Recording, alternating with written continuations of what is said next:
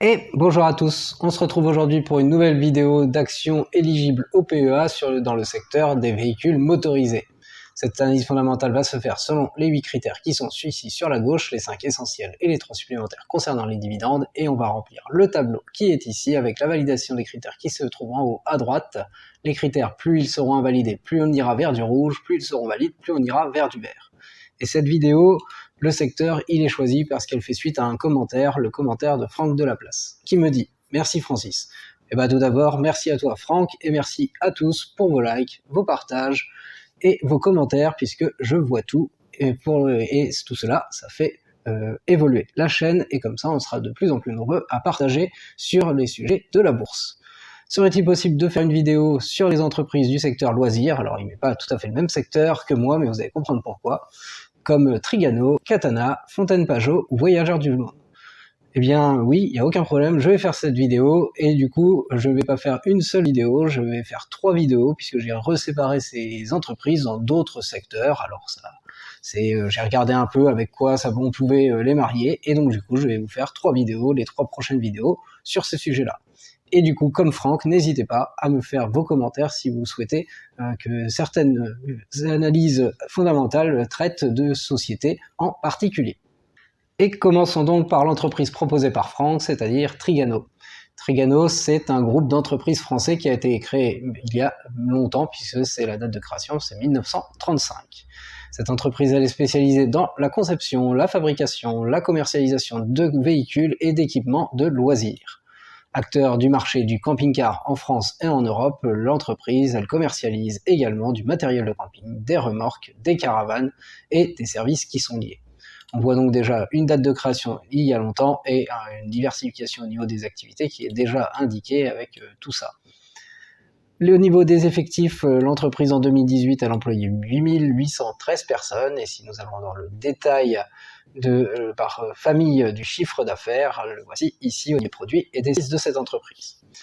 La répartition des activités, certes, mais quand même 91,5% du chiffre d'affaires est dans le grand pôle, le premier pôle des véhicules de loisirs. On retrouve ici bien 80% du chiffre d'affaires les camping-cars, c'est tout simplement le premier constructeur européen. Vous voyez les marques de Trigano, Challenger, Autostar et ainsi de suite, parmi ce premier producteur européen de camping-car. Ensuite, nous trouvons les caravanes, 8,5% du chiffre d'affaires avec les marques Steckerman et Caravalair. Les résidences mobiles, tout ce qui est mobil-home, avec un peu moins de 4% du chiffre d'affaires. On retrouve ici les résidences Trigano. Et le groupe Trigano, il proposait effectivement aussi des équipements pour les véhicules, 5,8%. Réfrigérateur, appareils de cuisine, terrasse, camping profit, des euro-accessoires, l'éclair vert, ainsi que des services de location et de financement pour 1,4% du chiffre d'affaires. Dans le premier pôle, on voit même, c'est déjà, effectivement, il y a tout d'abord les véhicules de loisirs, mais il y a aussi tout ce qui va avec. Et en plus de ça s'étend aux équipements de loisirs pour 8,5% du chiffre d'affaires, donc le reste par rapport aux 91,5%. Et tout cela, c'est essentiellement des remorques. Vous voyez toutes les remorques qui sont vendues avec les différentes marques qui sont indiquées ici, telles que RK et Sorel. Les équipements de jardin, tels que tout ce qui est balançoire, abri, piscine. Vous voyez les marques qui sont toutes indiquées aussi. Et le matériel de camping avec les tentes, les auvents, les différentes marques. Et enfin, nous avons fini au niveau des activités. Et du coup, cela confirme ce que l'on voyait tout à l'heure avec la répartition au niveau des activités. Aucun souci à se faire là-dessus. Mais en plus de cette répartition au niveau des activités, il y a une répartition géographique du chiffre d'affaires qui est la suivante: 27,8% en France, 24,5% en Allemagne, 12,4% du côté des Royaumes-Unis, le Benelux, Belgique, Pays-Bas, Luxembourg avec 7,3%, l'Italie 6,4%, l'Espagne 6,3%, tout ce qui est Europe du Nord c'est 6,4%, et il reste près de 9% pour le reste. Donc c'est très centré Europe, bien entendu, mais très diversifiée en sein de cette Europe. Donc une entreprise qui date depuis longtemps, une diversification au niveau des activités et une diversification au niveau de la répartition géographique. Nous pouvons mettre du vert pour le premier critère du business. Et vous pouvez les retrouver, tout le détail de toutes les différentes activités de Trigano sur leur site internet. La capitalisation boursière pour Trigano, elle s'élève à 2,01 milliards d'euros. C'est donc une grosse capitalisation boursière du côté du marché de l'Euronext, et donc c'est un critère que nous mettons en vert. Le résultat net, son évolution sur les 5 dernières années, vous les voyez sur les graphiques ici, eh bien ça se voit à l'œil nu, c'est encore plus visible avec les barres du chiffre d'affaires qui sont en bleu, c'est globalement croissant. Effectivement, nous allons en 2021 bien au-delà de 2017, nous passons de 127 millions de bénéfices à 222 millions de bénéfices. Mais néanmoins, c'est pas complètement croissant puisqu'on voit qu'entre 2019, on passe de 167 millions de bénéfices et on descend à 139 millions de bénéfices en 2020 par exemple. Donc c'est croissant, mais pas globalement croissant, un critère en vert clair. Et en plus de tout cela, pour la suite, eh bien, ça va se poursuivre, cette augmentation que l'on voit ici. Et du coup, eh bien, ce critère en vert clair va au moins rester en vert clair, voire devenir en vert, puisque normalement, ça va être un peu croissant comme évolution, pas exponentielle, mais une bonne croissance. Et en plus d'une société sans dette, eh bien, c'est parfait pour Trigano au niveau des estimations. Le cours de bourse, lui, il apparaît en rouge, il est donc baissier. Mais bon, il apparaît pas très baissier à l'œil nu, ça se confirme dans les chiffres, moins 1,01% de baisse sur 100. C'est donc une très faible baisse. Et si nous prenons sur 3 ans, eh bien sur 3 ans, nous avons là une petite hausse un peu plus forte quand même que la baisse, 28,80% de hausse. Et donc du coup, nous pouvons mettre ce critère en jaune avec une baisse sur 5 ans, une hausse sur 3 ans. Néanmoins, eh bien, on comprend très vite que si la correction qui a lieu là depuis les dernières années, qui a démarré dans les derniers mois plutôt, qui a démarré ici le 2 juillet 2021, si on prend vraiment le pic, elle est quand même de 46% cette correction. Au moment où elle va se retourner, si les résultats continuent comme cela à un moment donné, ça va repartir fortement à la hausse, probablement à la hausse en tout cas, eh bien nous pourrions quitter cette tendance jaune. Pour l'instant, nous restons dans nos critères et c'est donc du jaune pour l'évolution du cours de bourse. Le PER, le ratio cours sur bénéfice, est affiché ici à 7,97. C'est donc un indice de cherté, un PER inférieur à 10, un indice de cherté très intéressant, très peu cher, qui est donc dans notre zone en vert. Passons côté dividende, et côté dividende, tout d'abord l'évolution de ce dividende sur les 5 dernières années. On voit qu'avant 2015, même 2016, eh bien, il ne verse pas vraiment de dividendes ou vraiment par parcimonie, un peu en 2011, un peu en 2014, mais ça commençait seulement. Et depuis 2016, ce dividende n'est plus coupé et est en augmentation globalement. Nous nous focalisons sur les 5 dernières années, 2018-2022, et là on voit effectivement que l'on passe de 1,30 € de dividende par action à 4,95 euros de dividendes par action, et donc c'est en évolution. Néanmoins, c'est pas complètement croissant. On voit ici la stagnation entre 2019 et 2020, et le fait qu'en 2022, ça va être un petit peu moins qu'en 2021. Du coup, c'est en augmentation, mais pas complètement, un critère en vert clair. Le rendement, il est affiché ici à 4,74% avec le prix actuel du cours de bourse de cette action, et le dividende versé en 2022.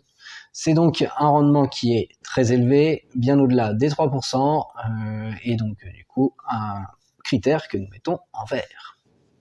Associé à ce fort rendement, la distribution sur le résultat net, et vous voyez tous les chiffres ici, ils sont très bas, ils sont tous inférieurs à 30%, ils sont donc bien inférieurs à 60%, ils sont tous dans notre zone verte, et là il n'y a vraiment rien à dire sur la santé financière pour cette société. Elle maîtrise parfaitement son dividende pour le moment, et donc du coup, eh bien, il n'y a aucun souci à se faire pour le fait qu'elle va continuer à le faire si elle reste comme ça, et à augmenter son dividende, puisque si les estimations en tout cas sont confirmées d'augmentation des bénéfices, et plus elle n'a pas de dette, donc du coup, tout cela c'est vraiment parfait pour la santé financière de l'entreprise, et nous terminons avec ce critère en vert. Pour aller avec cette première société qui est Trigano, eh bien restons donc dans le domaine des véhicules motorisés, et par contre dans France, et donc du coup avec le groupe Renault. Et le groupe Renault, c'est tout simplement un constructeur automobile français, pas forcément de loisirs cette fois. Il est lié au constructeur japonais Nissan depuis 1999 et Mitsubishi depuis 2017, à travers l'alliance Renault-Nissan-Mitsubishi qui est au premier semestre 2017, ça doit être un peu le premier constructeur automobile mondial. Le groupe Renault, il possède des usines et filiales à travers le monde entier. Déjà, ça indique bien des choses sur toute la répartition géographique, tout cela. Au niveau des effectifs, pour tout ce groupe, eh bien, vous voyez, en 2019, il y avait plus de 179 000 personnes à travailler pour cette société, pour ce groupe.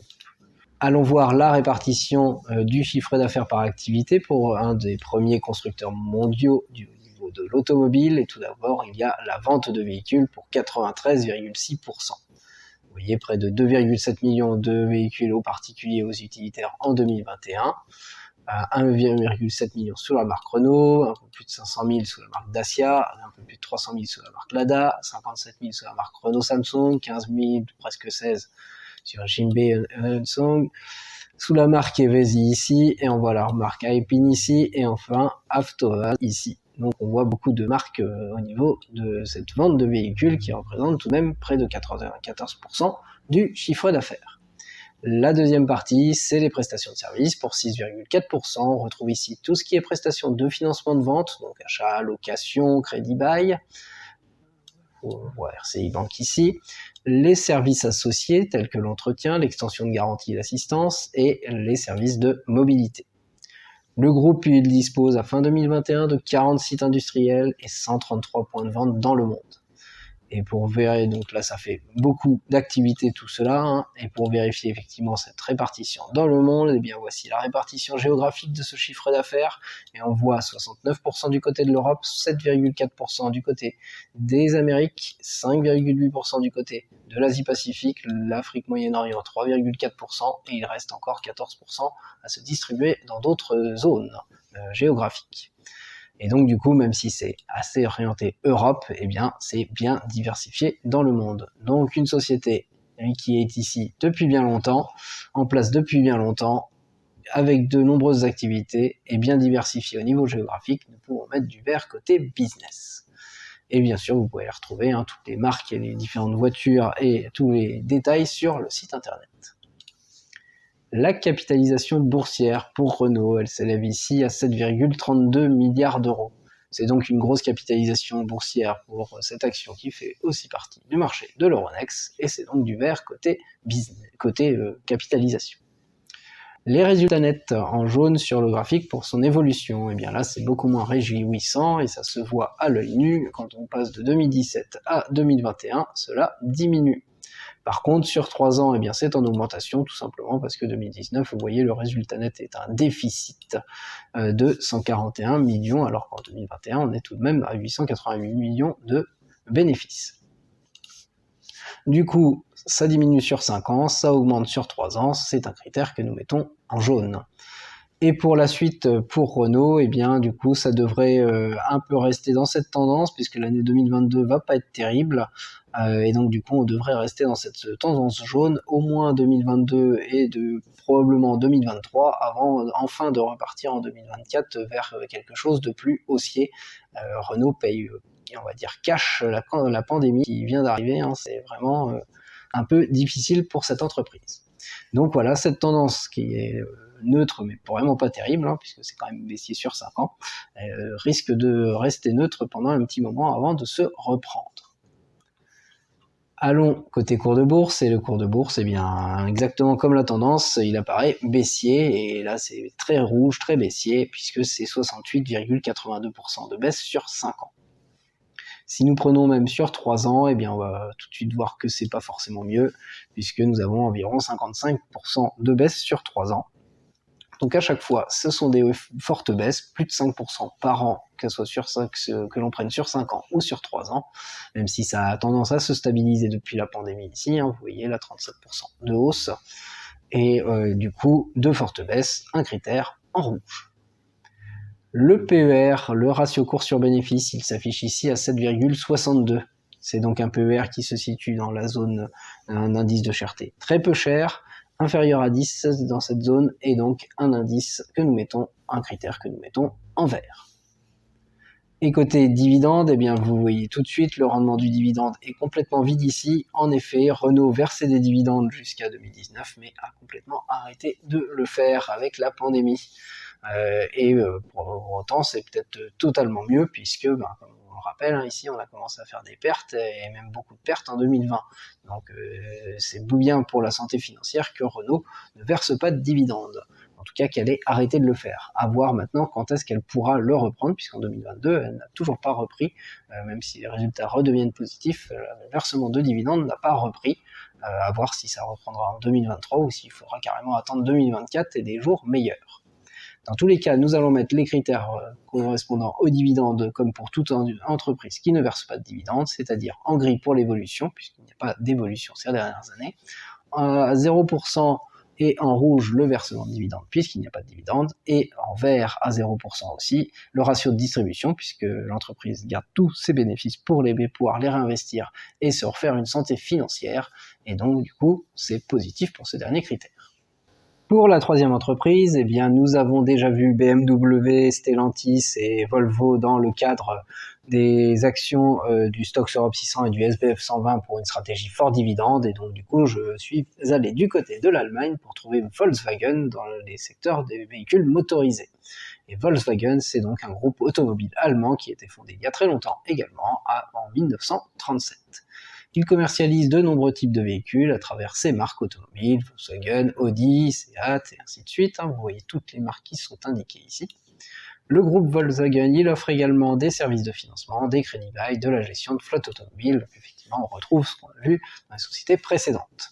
C'est tout simplement le premier constructeur automobile en Europe depuis 1988 et il devient en 2014 le premier constructeur mondial devant General Motors et Toyota. Il est deuxième en 2015 derrière Toyota et en 2016 derrière l'alliance des Renault-Nissan. Bien que cette dernière, ça soit pas vraiment un groupe. Et donc du coup, on voit aussi en 2018 que Volkswagen, c'est tout simplement le premier constructeur mondial de véhicules devant Toyota avec 10,8 millions d'unités vendues. Tout ça pour dire que c'est un grand groupe. Au niveau des effectifs, on va les voir ici, et on voit vraiment le grand groupe, puisque 664 496 personnes travaillaient chez Volkswagen en 2018. Voyons voir la répartition du chiffre d'affaires parmi ce premier constructeur automobile européen. Et donc du coup, on va retrouver les deux mêmes grandes activités, avec tout d'abord la vente de véhicules qui représente ici 82,4%. On voit les 8,6 millions de véhicules vendus en 2021 qui sont répartis entre véhicules particuliers, 5,3 millions, et 2,6 millions sous les autres marques, et 2,7 millions sous la marque Volkswagen. On retrouve aussi les véhicules utilitaires, 0,3 millions, et on retrouve les véhicules produits sur le marché chinois pour 3 millions de ventes. Le deuxième grand pôle, c'est les prestations de services financiers, 17,6% ici. On va retrouver toutes les prestations vues aussi chez Renault, prestations de financement, location, crédit bail, la gestion de flotte, l'assurance par exemple. En fin 2021, Volkswagen il dispose de 120 sites de production dans le monde. C'est donc une entreprise qui est très bien implantée dans le monde, et ça se vérifie avec la répartition géographique du chiffre d'affaires, 58,1% du côté de l'Europe, 19,4% en Asie-Pacifique, en Amérique du Nord c'est 18%, en Amérique du Sud c'est 4%. C'est encore moins réparti sur l'Europe que pour Renault, c'est donc plus réparti dans le monde pour ce grand groupe qui date depuis bien longtemps et qui a des activités bien diversifiées. C'est donc du vert côté business. Vous pouvez retrouver toutes les marques et les différentes marques de Volkswagen par volume, les premium, le sport et même leurs autres marques et business units. La capitalisation boursière pour Volkswagen, elle est très grosse, 81,11 milliards d'euros, c'est une forte capitalisation du côté du Stoxx Europe 600 cette fois pour cette entreprise allemande, et c'est donc du vert pour la capitalisation boursière. Au niveau du résultat net en jaune ici, alors là à l'œil nu ça se voit pas forcément beaucoup, mais c'est bien en augmentation puisque en 2017 nous étions à 11,45 milliards de bénéfices, nous passons à 13,89 milliards de bénéfices en 2019 et nous arrivons à 15,38 milliards de bénéfices en 2021. Tout cela est donc bien croissant, bien haussier. Néanmoins en 2020, avec la pandémie, on le voit tout de suite, on descend à 8,87 milliards, alors qu'avant nous étions à 13,89. C'est donc croissant, mais pas strictement croissant, et c'est donc un critère qui va dans la zone vert clair. Pour la suite, eh bien, c'est comme pour Trigano, c'est plutôt très positif. Ça va au minimum rester dans cette zone vert clair et voire aller dans la zone complètement en vert. Et pour cette société qui n'a pas de dette du tout, eh bien, du coup, c'est très positif pour la suite. En tout cas, au niveau des estimations. Le cours de bourse, eh bien, lui, il apparaît haussier puisqu'il apparaît en vert. Mais là, il apparaît un peu comme pour Trigano, pas trop de tendance. Effectivement, c'est 4,37% de hausse sur 5 ans, c'est donc une très petite hausse, là où pour Trigano, nous avons vu une très petite baisse. Et sur 3 ans, si nous prenons ici, nous avons 6,10% de baisse. C'est donc une petite baisse sur 3 ans. Donc globalement, eh bien, c'est une petite hausse sur 5 ans, petite baisse sur 3 ans, c'est vraiment une tendance très neutre pour l'instant pour ce groupe Volkswagen, et donc du coup, c'est un critère que nous allons mettre en jaune. Et si la correction qui a démarré en avril 2021 ici, si on prend le plus haut, 43%, s'arrête parce que les estimations sont bonnes, eh bien, cette tendance pourrait reprendre à la hausse, c'est ce qui peut être joué sur cette action. Le PER, le ratio cours sur bénéfice, il est très faible ici, il est affiché à 3,84. C'est donc un PER bien inférieur à 10, qui est dans la zone, l'indice de cherté très peu cher, et donc du coup un critère qui est en vert comme pour les sociétés précédentes. Passons côté dividende, et l'évolution du dividende année après année, vous les voyez ici, donc ça a tendance à évoluer, mais ça s'est effondré en 2016 pour repartir à la hausse depuis. Nous nous focalisons sur cette dernière partie, 2018-2022, les 5 dernières années, et du coup on voit que l'on passe d'un dividende de 3,96 € par action à un dividende en 2022 de 7,56 € par action, c'est donc globalement haussier sur les 5 dernières années. Néanmoins, il y a 3 années où c'est resté complètement stable, même avec l'inflation, c'est comme si ça diminuait un peu, et donc dans tous les cas, ce n'est pas complètement croissant, et c'est donc un critère que nous allons mettre en vert clair. Le rendement annualisé, il est très élevé, à 5,44% affiché ici, en 2022, avec le cours de bourse actuel et le dividende versé. C'est donc un rendement très élevé, bien au-delà des 3%, bien même supérieur à 5%, et donc un critère en vert. Et associé à ce rendement très élevé, vous voyez la distribution sur le résultat net ici, et là c'est exactement comme pour Trigano, le plus gros chiffre affiché c'est 35%, c'est donc bien en dessous des 60%, ça veut dire que toutes les années sont dans notre zone en vert, et donc c'est très positif, puisque c'est un critère que nous mettons en vert. C'est très positif pour la santé financière de l'entreprise, qui n'a même pas de dette, et qui du coup a tendance à réinvestir. Voici donc le bilan pour ces sociétés proposées pour la première par Franck dans les commentaires et qui sont toutes du coup éligibles au PEA et que j'ai mis dans un secteur, une thématique, en tout cas véhicules motorisés. Nous partons sur celle proposée par Franck qui est Trigano et nous voyons un dossier qui apparaît positif puisqu'un seul critère apparaît en jaune, c'est le pire critère parmi ceux essentiels et donc c'est plutôt positif. Et en plus de cela, ce critère qui n'apparaît pas en vert, il apparaît seulement en jaune, et donc il pourrait reprendre largement sa tendance plus haussière, puisque les résultats sont amenés à être à la hausse, et donc du coup, avec une petite reprise, cela pourrait inverser cette tendance. En tous les cas, même ce critère en jaune, vous voyez qu'il est très peu en jaune, puisque c'est seulement 1% de baisse sur 5 ans. En plus, pour ce dossier qui apparaît plutôt positif, eh bien, les dividendes, vous voyez qu'ils sont bien en vert, avec un ratio de distribution parfaitement maîtrisé, un fort dividende et qui est en plus en augmentation ces dernières années. Et donc tout cela, c'est très bien pour la santé financière de l'entreprise, et si vous voulez faire en plus du rendement, puisque ça peut totalement être une action mise dans une stratégie fort dividende ici. La deuxième entreprise, beaucoup moins jouasse comme entreprise au niveau de son bilan, puisque effectivement on voit un bilan qui est plutôt mitigé, puisque 2 critères parmi les 5 essentiels n'apparaissent pas du tout en vert. D'une part, le cours de bourse fortement en rouge, fortement en baisse, 69% de baisse sur 5 ans, et les résultats qui eux sont en jaune, en berne, et qui vont un peu durer, ça va commencer à se reprendre en 2023, mais cette tendance devrait vraiment réussir à repartir sur une tendance plus croissante, et plus sur du vert clair à partir de 2024 seulement. Et donc du coup, ce cours de bourse, il va peut-être falloir encore attendre un petit peu avant qu'il s'inverse complètement, même si on a vu que depuis la pandémie, eh bien, la reprise est quand même de 37%. Donc un dossier qui apparaît beaucoup plus mitigé. Par contre, du côté des dividendes, eh bien là, il n'y a rien à dire, Renault a coupé ses dividendes, et là c'est plutôt bien pour la santé financière de l'entreprise, pour ne pas s'endetter, ne pas avoir à puiser dans ses réserves et à s'endetter, et donc du coup rester justement comme une entreprise qui a très peu de dettes ici. Pour la troisième entreprise, Volkswagen du côté allemand, eh bien vous voyez ce sont exactement les mêmes couleurs que pour Trigano, la première entreprise, et donc le bilan apparaît ici plutôt positif, et même au niveau du cours qui est en jaune, on voit que ici sur 5 ans c'est encore haussier. Mais finalement c'est un peu la même chose, avec des résultats qui sont plutôt croissants et qui vont le rester, en tout cas ce sont les estimations, un PER qui est faible, qui est même encore plus faible que celui de Trigano, et donc un bilan plutôt positif. Et pour aller encore plus loin, eh bien, ce bilan il est aussi positif sur les critères supplémentaires concernant les dividendes, puisqu'on voit que ça ressemble beaucoup à un rendement qui est équivalent, à un ratio de distribution qui est équivalent et bien maîtrisé également, et un dividende qui lui aussi est en augmentation.